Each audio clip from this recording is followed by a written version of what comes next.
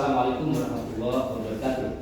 Waalaikumsalam warahmatullahi wabarakatuh. Kita kali ini bisa kembali tatap muka dalam rangka melanjutkan mata kuliah Ekonomi Syariah lengkap dan insya Allah. Buka dengan baca basmalah. Bismillahirrahmanirrahim. Para mahasiswa yang saya kenal Allah, pada kali ini Bapak akan melanjutkan pertemuan pekan yang lalu, ya, karena kita sudah ini merupakan pertemuan ketiga pada semester ini. Ya, izinkan Bapak berdiri ya. Pada kali ini suku pembahasan yang akan saya sampaikan, pertama 5 prinsip dasar transaksi syariah. Yang kedua, istilah dalam transaksi syariah. Kemudian perbedaan ekonomi Islam atau ekonomi syariah dan ekonomi konvensional. Kemudian keempat, riba. 5 lembaga ekonomi syariah di Indonesia. Keenam, ekonomi Islam di tengah masyarakat global. Untuk ekonomi riba, lembaga ekonomi syariah di Indonesia, ekonomi Islam di tengah masyarakat global ini perlu waktu yang mungkin 2 atau 3 kali pertemuan. Insya Allah Bapak terangkan tentang 5 prinsip dasar ekonomi syariah. Ya. Sistem ekonomi syariah sangat berbeda dengan ekonomi kapitalis, ekonomi sosialis, apalagi ekonomi komunis. Ada tahu komunis ya? Ya. Ini harus tahu kalian. Ya. Paham komunis itu suatu paham yang tidak perlu Tuhan. Bahkan ini sebagai pengantar dulu disebutkan orang komunis itu percaya kepada Tuhan, tetapi dia tidak perlu Tuhan. Wah, sangat sombong banget ini ya. Berbahaya ini orang yang percaya kepada Tuhan tapi dia tidak mempercayai diri Tuhan. Ya, dia merasa sudah hebat tanpa Tuhan. Ini berbahaya, makanya ini diri kita Indonesia jangan sampai bangkit. Ya. Ekonomi partai komunis ya sampai bangkit. Kalau sampai bangkit kembali tidak ada di bidang ekonomi, di bidang politik, di bidang sosial dan lain sebagainya, itu berbahaya, termasuk dalam hal dasar negara kita Pancasila. Para mahasiswa perhatikan ya, bahwa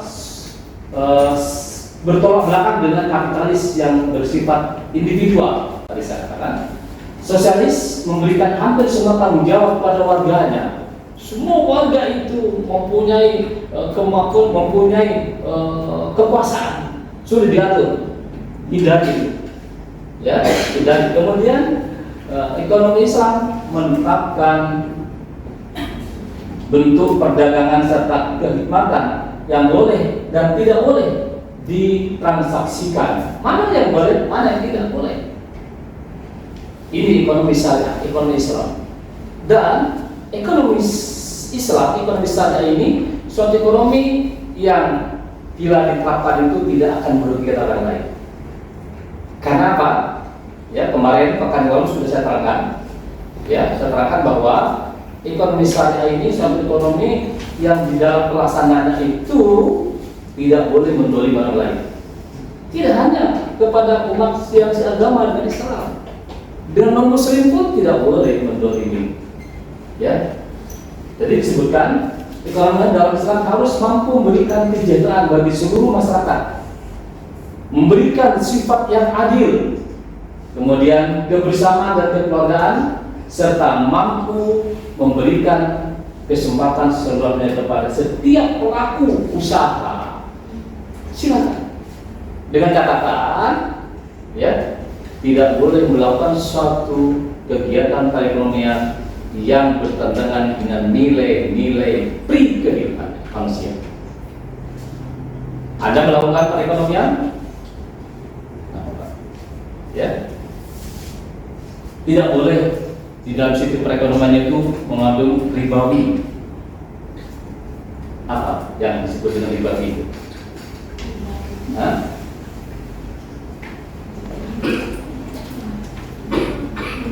Yang lalu sudah Oke? Yang memberatkan sebelah tidak adil. Nah, boleh. Silakan. Nanti kita teruskan lagi kepada pertanyaan atau kepada teman yang lain. Mungkin Nabila Nisa. Mana Nabila? Kalau Nabila gimana? Apa yang saya katakan tadi bahwa di dalam perintah Islam itu tidak boleh melakukan kezaliman di tempat dibagi itu apa?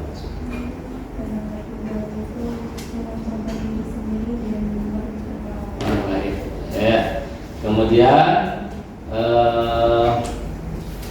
Mbak, saya belum hafal baru pertemuan ketiga ya, Mbak Fadila Paribagi. Pernah dengar kata-kata ribawi mana?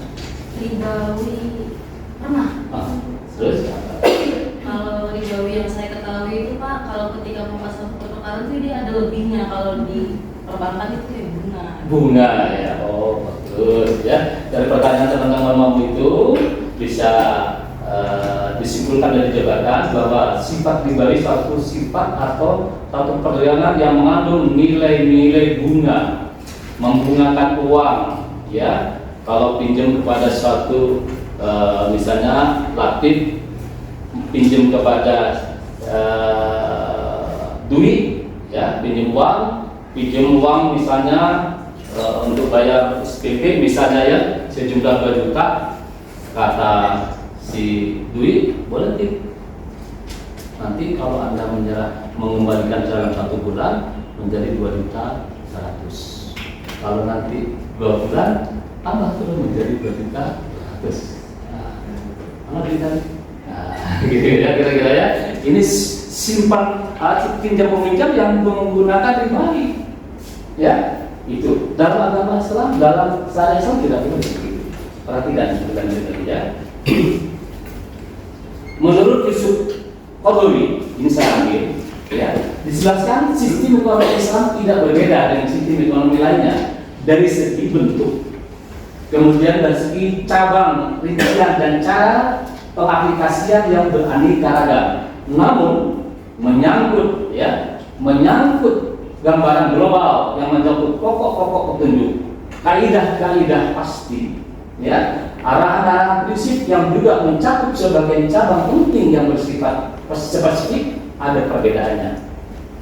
Tadi di antaranya tidak boleh menggunakan, termasuk sistem kredit dalam perdagangan misalnya, ya, misalnya jahit Pak, ya toh, sebagai penjual batik, ya, batik Solo, ya, terkenal batik Solo kan, satu potong ini harganya 150, dijual kepada Agnes, mana Agnes? Wah, kata Agnes, mahal betul, 150 satu potong. Ini kualitasnya Agnes, kualitasnya itu bagus.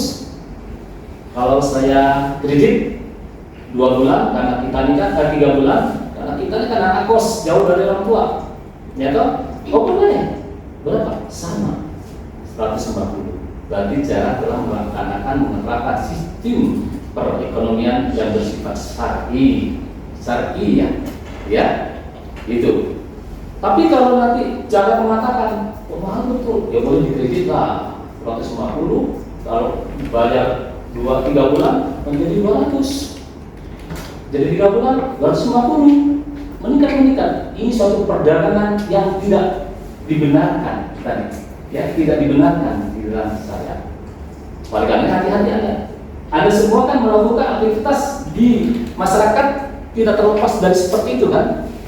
Hati-hati melalui Anda kalau dulu nanti menyampaikan kepada Anda sudah memprediksi di 150 ini bayar sekaligus, bayar 3 bulan sudah untung. Hanya saja caranya si Ramya ini punya cara dia tidak memberikan stimulus atau penghargaan kepada orang yang membayar cash. Saya bayar cash saja. Gak apa-apa cash 150, kredit 150. Tidak, saya ada uang. Alhamdulillah. Baik, bayar saja 150. Baik, jadi terima kasih banyak. Kasih. Terima ini untuk kebenaranmu atau untukmu. Ini gado-gado. 15.000 punya hadiah ini. Ya toh, wah kalau begitu kata dia bisa juga bayar cash dipotong 115.000. Wah saya nggak mau kalau saya mau memberikan hadiah. Nah, tapi beli juga misalnya ya, karena ini digunakan bagiannya untuk acara seminar nanti harus bicarakan batik gitu ya, mengharap begitu. Tapi beda kata sejarah nitip terima kasih. Saya belum kok 10. Kemarin kalau saya beli dikasih 15, saya tidak memberikan seperti itu. Habis saya ini memberikan hadiah pertamanya segini. Tidak ada akad sebelumnya. Ya, tidak ada akad sebelumnya. Jadi beda. Kalau Anda mengatakan berarti ya, Dewi kalau beli cash sekian, kalau kredit sekian, itu udah ternyata bertanda. Paham ya tentang prinsip ekonomi sistem syariah? Ya, sistem ekonomi dalam agama kita dan Islam tidak banyak dibahas dalam Al-Quran. Yang dibahas hanya prinsip-prinsip dasarnya saja. Ya. Pertama, tentang kesatuan, unity. Coba Anda buka Quran surat Al-An'am ayat 162. Saya minta kepada Anda mungkin latih. Kemudian nanti saya teruskan dengan keseimbangan. Quran surat 5, surat Al-Maidah ayat 8. Ya, saya minta ini bisa juga dibaca dibuka oleh Nanda Nabila. Ya. Kemudian kebebasan free will untuk hal ini bisa dibuat buka Quran surat Araf ayat 11. Saya berharap dibuka oleh Dewi. Ya. Kemudian tanggung jawab responsibility. Ya. Quran surat 17, surat Al-Isra ayat 3. Yang sudah kita mengatakan nggak? Bisa membantu baca ayatnya biar agak cepat ya. Ya, nanti. Ya. A'udzubillahi minasyaitonir rajim. Bismillahirrahmanirrahim. Qul inna sholati wa nusuki wa mahyaya wa mamati lillahi rabbil alamin. Artinya, katakanlah Muhammad, sesungguhnya sholatku, ibadahku, hidupku, dan matiku hanyalah untuk Allah, Tuhan seluruh alam. Baik, ya. Jadi konsep unity merupakan kesatuan sebagaimana terrefleksikan dalam konsep tauhid yang memadukan keseluruhan aspek-aspek kehidupan Muslim, baik dalam ekonomi, dalam politik, sosial, sebagai keseluruhan yang homogen dan mementingkan konsep konsistensi, istiqomah, acik, konsisten, ya, serta keteraturan yang menyeluruh dengan batas-batasan tertentu atas perilaku manusia selaku khalifah untuk memberikan manfaat tanpa mempertaruhkan ke hak orang lain. Konsep tauhid ini, konsep tauhid memadukan keseluruhan aspek-aspek. Tauhid itu merupakan sesuatu yang harus diyakini untuk orang-orang yang telah mendapat petunjuk orang Islam. Dan tidak boleh kita menduakan Allah dalam ini. Ya, dalam beraktivitas dalam bidang ekonomi juga diorientasikan kepada nilai-nilai tauhid, ketuhanan yang maha esa. Dasar negara kita, sila pertama ketuhanan yang maha esa. Coba perhatikan. Jadi kalau kita bangsa Indonesia, keyakinan yang berketuhanan yang maha esa itu sesuai dengan ketentuan yang ada, yang konsisten, acik, istiqomah dan lain sebagainya, dia selalu mendahulukan terhadap perintah-perintah Tuhan. Siapa tadi yang saya suruh? Nabila. Mana Nabila? Silakan Nabila. Prinsip equilibrium, ya, keseimbangan, ya, equilibrium, ya, yang dijelaskan di dalam surat Al-Maidah ayat ke-8. Coba Nabila baca ini. Yang lain minimal ya.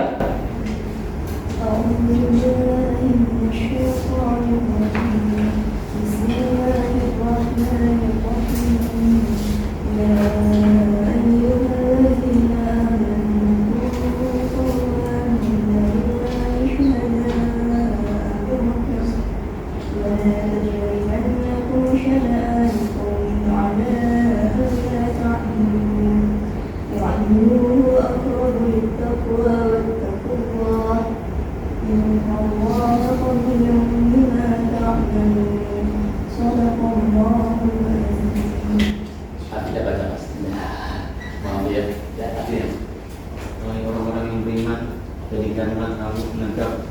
Jadilah kamu penegak kebenaran karena Allah dan saksi-saksi yang bertindak dengan adil.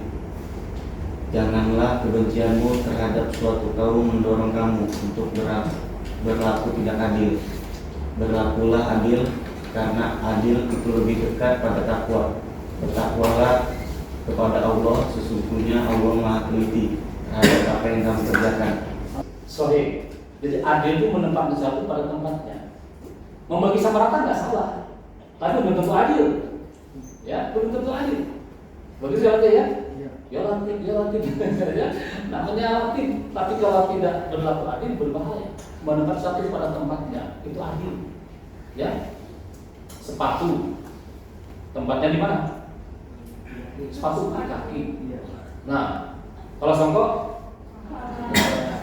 ini apa nih? Meja atau tempat jadikan tempat duduk. Adil kira-kira nih? Dari etika. Anda mau jadi guru, jangan sekali-kali kamu duduk di atas meja. Ya, kan masih belum ikut teaching ya pada semester 7 nanti. Ya, jangan sekali-kali duduk di atas meja. Kalau Anda pernah melihat bapak ibu guru mau duduk di atas meja sambil goyang-goyang, kepala kakinya juga berbahaya ini. Itu doling, tidak adil. Maka ya, pangkat di mana tempatnya? Duduk di kursi dan gitu. Ini adil duduk di kursi. Enak kan? Gitu ya. Ini cara Islam di dalam beraktivitas. Minum pun harus begitu para mahasiswa. Minum pakai tangan. Nah, contohnya karenanya berlaku adil, karena adil itu lebih dekat pada takwa. Ittaqullah katuqatih wala taqutu la ilaha muslim. Begitu kata. Bertakwalah kepada Allah, sesungguhnya Allah Maha Teliti terhadap apa yang kamu lakukan. Allah tidak pernah tidur. Mereka mencatat terhadap apa yang kamu lakukan. Ya, maka tidak boleh Anda itu melakukan sesuatu yang merugikan orang lain. Jadilah manusia yang bermanfaat. Manusia yang bermanfaat. Manusia yang bermanfaat itu adalah sebaik-baik manusia. Ini termasuk mahasiswa yang cepat tanggap. Ya, walaupun bapak tak dulu, bapak ambilkan ini dari manusia yang bermanfaat. Poin ini kebebasan. Ya, kehendak bebas berarti manusia sebagai khalifah di muka bumi diberikan kehendak bebas sampai batas tertentu untuk mengarahkan kehidupannya kepada tujuan yang dicari. Kehendak bebas dalam bisnis berarti manusia memiliki kebebasan untuk melakukan suatu perjanjian atau tidak melaksanakan jenis aktivitas bisnis tertentu dan berkreasi untuk memanfaatkan potensi bisnis yang ada tanpa ada intervensi dari pihak manapun. Ya, kebebasan ini diberikan agar setiap umat dapat berusaha semaksimal mungkin untuk mengubah nasib mereka, karena Allah akan mengubah nasib seorang jika seorang tersebut berusaha untuk mengubahnya. Allah tidak mengubah nasib seorang kalau bukan orang itu yang mengubahnya. Tidak Anda, ya, tidak bisa Allah itu mengubah nasib Anda. Anda yang mengubah. Orang kamu dulu nelayan, Anda sekarang kuliah di FKIP Uniba, menjadi calon guru kan? Maka Anda nanti akan terwujud semuanya. Jadikan momen Anda dari sekarang menjadi guru yang betul-betul ya mempunyai jiwa uswah, teladan. Ya, kalau Anda menjadi pembisnis yang amanah. Ya.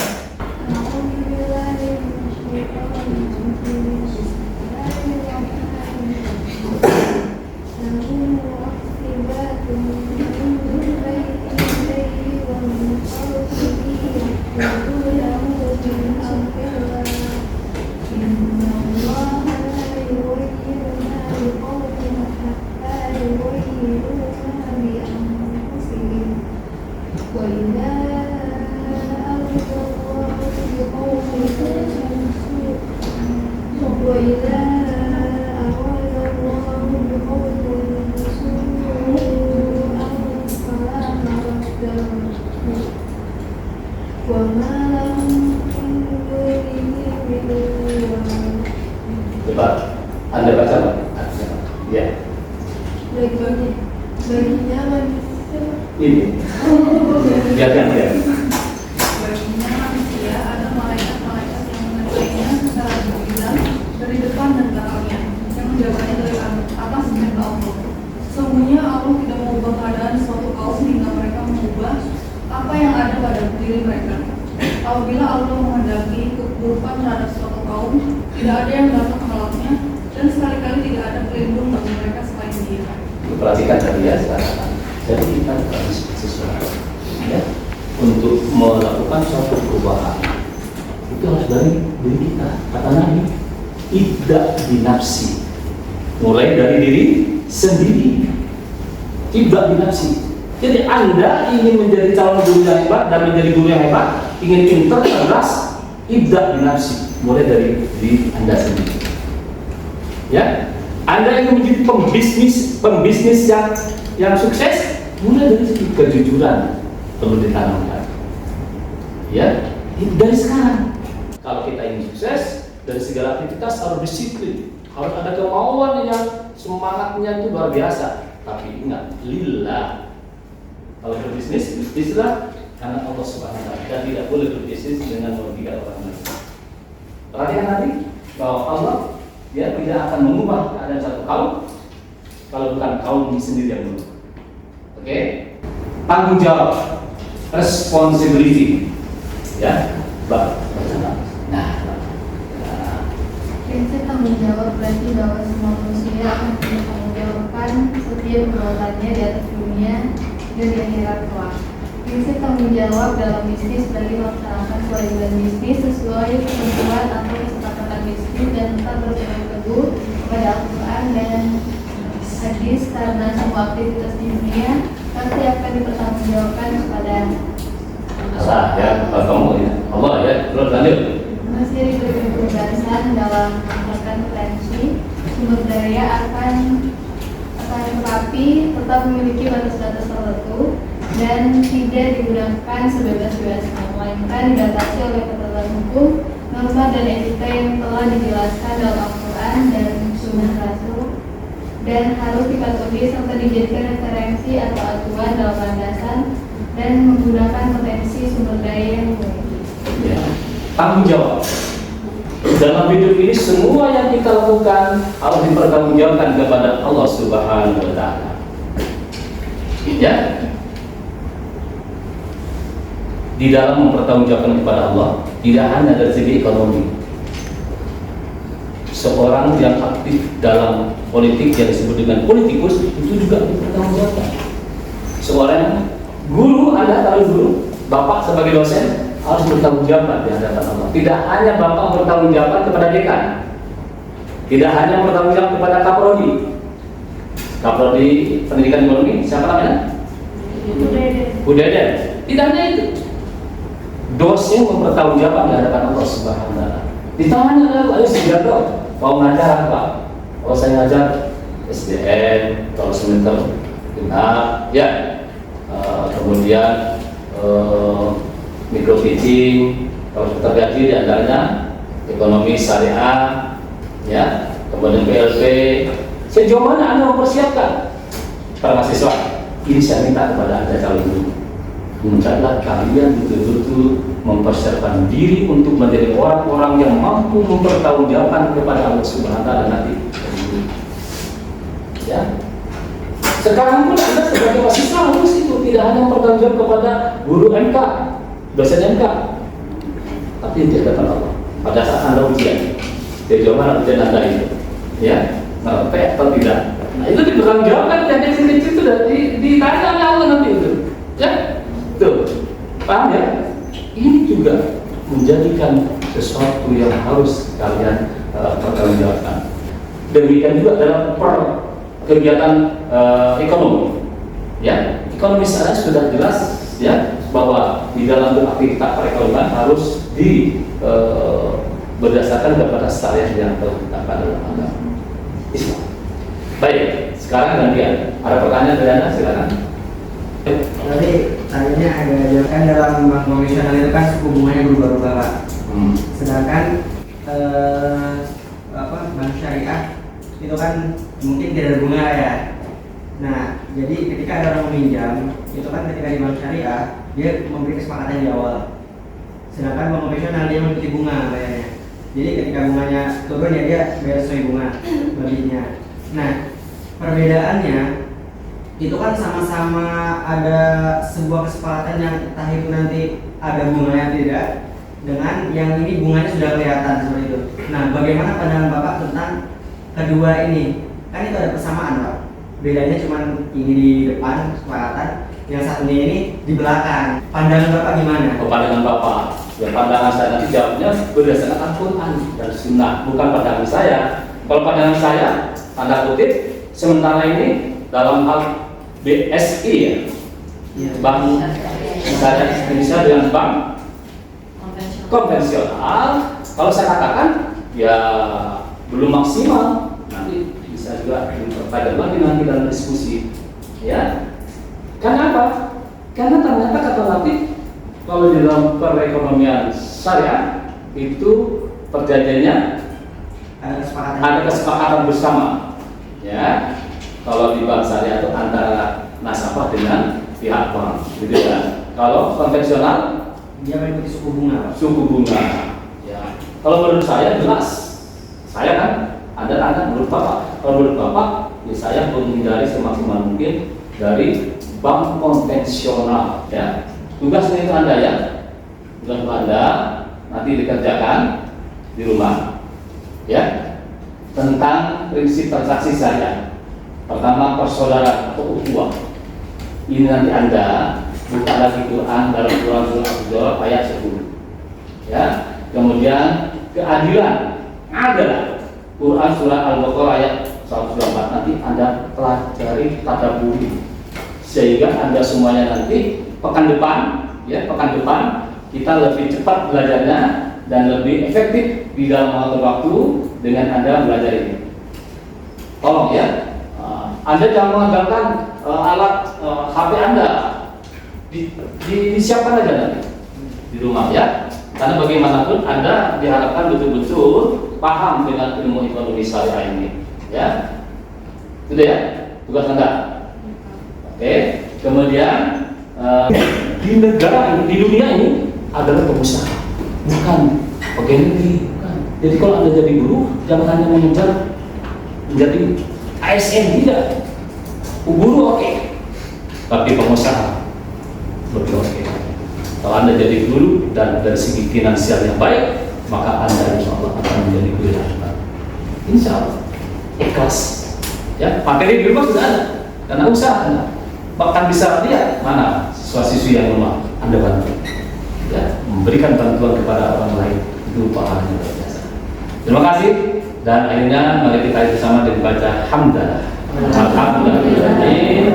Mohon maaf atas segala kurang dan salahnya. Yang benar itu datang dari Allah, ada kekurangannya dari Bapak. Mudah-mudahan minggu depan kita kembali ketemu lagi dalam pelajaran. Bila taufik hidayah. Assalamualaikum warahmatullahi wabarakatuh. Waalaikumsalam warahmatullahi wabarakatuh.